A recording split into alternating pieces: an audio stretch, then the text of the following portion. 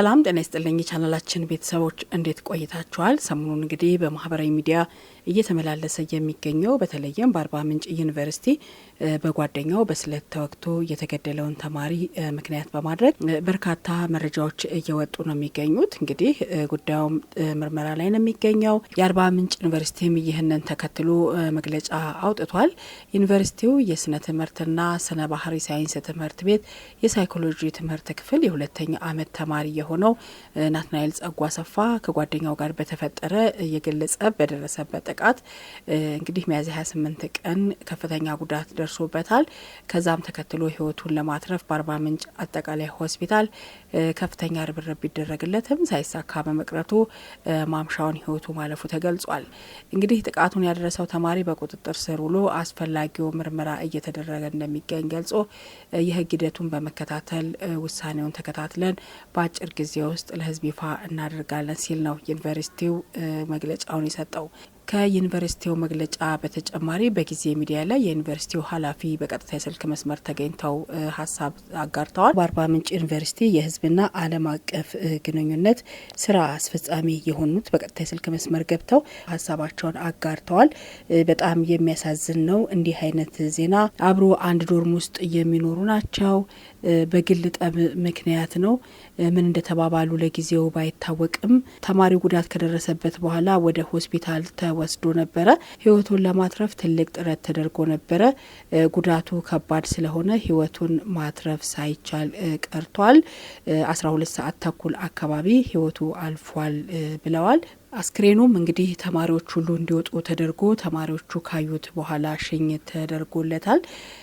አውሮፕላኑ እንግዲህ ወደ አዲስ አበባ ለወላጆቹ ተደውሎላቸው ተነግሯቸው ነበርና ወላጆቹም እንግዲህ አስክሬኑን እንዲቀበሉ ተደርጓል ሲሉ ነው የተናገሩት። እንግዲህ የተማሪ ጉዳት የደረሰበት አንድ ዶርም ውስጥ ባሉ ጓደኛው ነው። በቢላ እንደወጋው ነው እንግዲህ ኃላፊው የተናገሩት። ደጋግሞ በቢላ ስለወጋው ህይወቱን ማትረፍ አልተቻለም። ገዳዩም ወይም ደግሞ ጉዳቱን ያደረሰው ተማሪም በቁጥጥር ስር ውሎ ጉዳዩ እየተጣራ እንደሚገኝ ገልጸዋል ኃላፊው።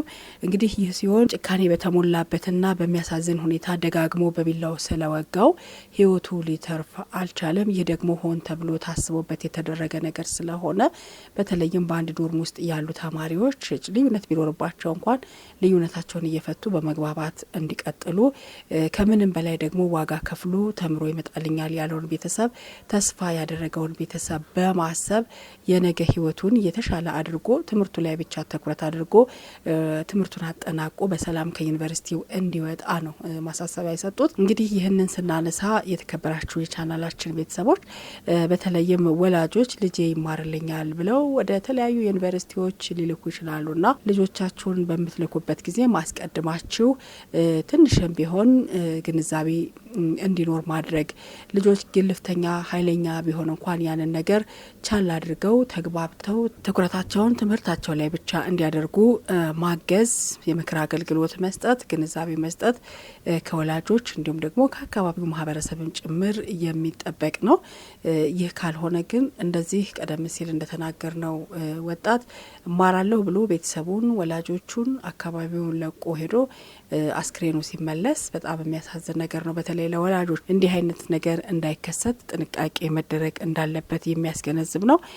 በነገራችን ላይ በአርባ ምንጭ ዩኒቨርሲቲ ከዚህ ቀደም እንደምታስታውሱት ጽጌረዳ የተባለች ተማሪ እንደዚሁ ህይወቷ ማለፉ የሚታወስ ነው የሚሆነው።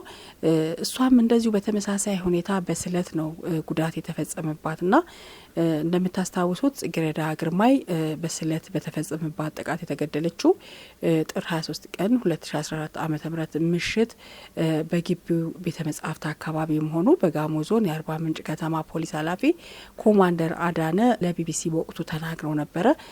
ጥቃቱ የተፈጸመው በጩቤ ሲሆን ጡቷ ጎን አካባቢ ላይ በተደጋጋሚ ተወግታ ህይወቷ ለማትረፍ ወደ አርባ ምንጭ አጠቃላይ ሆስፒታል ቢወሰድም እንኳን ልክ እንደ ዛሬው ተማሪ ልትተርፍ እንዳልቻለች መነገሩ የሚታወስ ነው። ከዚህ ጎን ለጎን እንግዲህ ግድያው የተፈጸመው ጥር 23 ቀን 2014 ምሽት 5 ሰዓት ገደማ ነው።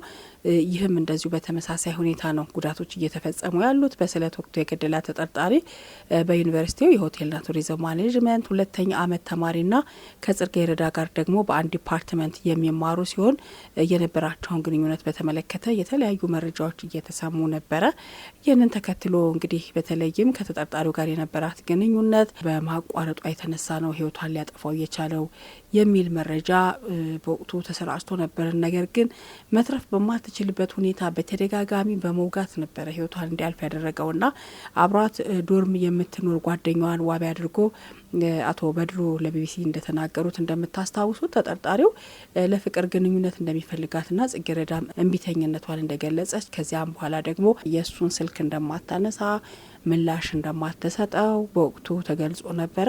ግድያው በተፈጸመበት ምሽት ላይ ተጠርጣሪው የእሱን ስልክ ስለማታነሳ በሁለት በምታውቃቸው ወንድ ተማሪዎች አማካኝነት ከምሽቱ 4 ሰዓት እስከ 5 ሰዓት ባለው ጊዜ ውስጥ ጽጌረዳን ያስጠራታል። ጽጌረዳን በግቢው ወደሚገኝ የካምፓሱ አስተዳደር ህንጻ አካባቢ ወይም ደግሞ ቤተ መጻሕፍት አካባቢ እንድትመጣ ካደረጋት በኋላ ሁለቱን ተማሪዎች እንዲርቁና ያለውን አለመግባባት በግል እንፈታለን በሚል ምክንያት ሰጥቷቸው ትንሽ ራቅ ማለታቸውን የተናገሩት። እንግዲህ እነዚህ ሁለት ወጣቶች እንግዲህ አባብለው ማታለውም ካመጧት በኋላ አስረክበው ለጓደኛቸው ሄደዋል። ከዛ በኋላ ሁለቱ ተማሪዎች እንዲርቁ እኛ ያለን ችግር በጋራ ተግባብተን እንፈታለን ብለው ካባረሩ በኋላ ብዙም ሳይርቁ ነው ጽጌረዳ ጩኸት እንዳሰማችና በያዘው ስለት እንደወጋት የተገለጸው። ተማሪዎችም ተሯሩጠው እንደመጡና ጩኸቱን ሰምተው የካምፓስ ፖሊስና የደህንነት አባላትን በአካባቢው ደርሰዋል። ይህን ተከትሎ እንግዲህ ተጠርጣሪውና ስልክ ደወሉላት የተባሉ ሁለት ተማሪዎች በቁጥጥር ስር እንደዋሉ የተነገረው። በነገራችን ላይ በወቅቱ ጽጌረዳ ወደ አርባ ምንጭ አጠቃላይ ሆስፒታል በአስቸኳይ እንድትደርስ ቢደረግም ሕክምና እየተደረገላት ህይወቷ አልፏል።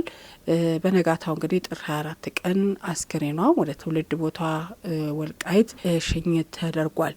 እንግዲህ አሁንም በተመሳሳይ ሁኔታ ይህ ተማሪ ዶርም ውስጥ ባለ ጓደኛው ነው በስለት ተወግቶ ህይወቱ እንዲያልፍ የተደረገው። በጣም በተደጋጋሚ ወቅቶት ከፍተኛ ጉዳት አድርሶበት ስለነበረ በአስቸኳይና በፍጥነት ወደ ሕክምና ተቋም ቢሄድም ህይወቱ ሊተርፍ ባለመቻሉ እንደዚሁ በተመሳሳይ ሁኔታ አስክሬኑ ሽኝት ተደርጎለታል። ስለዚህ ሌሎችም ተማሪዎች ከዚህ ትምህርት ሊያገኙና ተረጋግተው ትምህርታቸውን ብቻ ተከታትለው እቅዳቸውን የሄዱበትን አላማ ስኬታቸውን ህልማቸውን እውን አድርገው ወደ የመጡበት ቤተሰቦቻቸው ሊመለሱ እንደሚገባ የሚያሳይ መረጃ ነው። ስለዚህ ጎጂም ሆነ ተጎጂ የሚያገኙት ጥቅም እንደሌለ ሊረዱት ይገባል። በተለይ በዩኒቨርሲቲ ውስጥ ያሉ ተማሪዎች ትልቁ ራዕያቸውና አላማቸው ስኬታቸው ሊሆን የሚገባው ቤተሰቦቻቸውን ነው ማሰብ ያለባቸው። ዋጋ ከፍለው በብዙ ውጣ ውረድ ካስተማሩ በኋላ ተምረው ወግ ማረጋ ያለው አስመርቃለሁ ብለው የሚጠባበቁ ቤተሰቦቻቸው ህልማቸው በአጭር ሲቀር በእውነት የሚያሳዝን ነውና ተማሪዎች ጥንቃቄ አድርጋችሁ ተምራችሁ ሀገራችሁን ወገናችሁን ለማገልገል ራዕይ ሰንቃችሁ እስከሄዳችሁ ጊዜ ድረስ ያንን አላማና ስኬት አድርጋችሁ ወደ የቤተሰቦቻችሁ መመለስ እንጂ ለቤተሰቦቻችሁ መርዶና አስክሬን ሊደርስ አይገባም። ስትማሩም በጥንቃቄ በስነ ምግባር መሆን አለበት። ችግሮችና አለመግባባቶች እንኳን ቢኖሩ ይህን ነገር በአግባቡ መፍታት ተገቢነት ያለው ነገር ነው። ለማንኛውም በያላችሁበት መልካም ጊዜ ይሁንላችሁ። ለዚህ ተማሪ ቤተሰቦችም ለወዳጅ ዘመዶችም መጽናናትን እንመኛለን። መልካም ጊዜ ቸር ይቆዩ።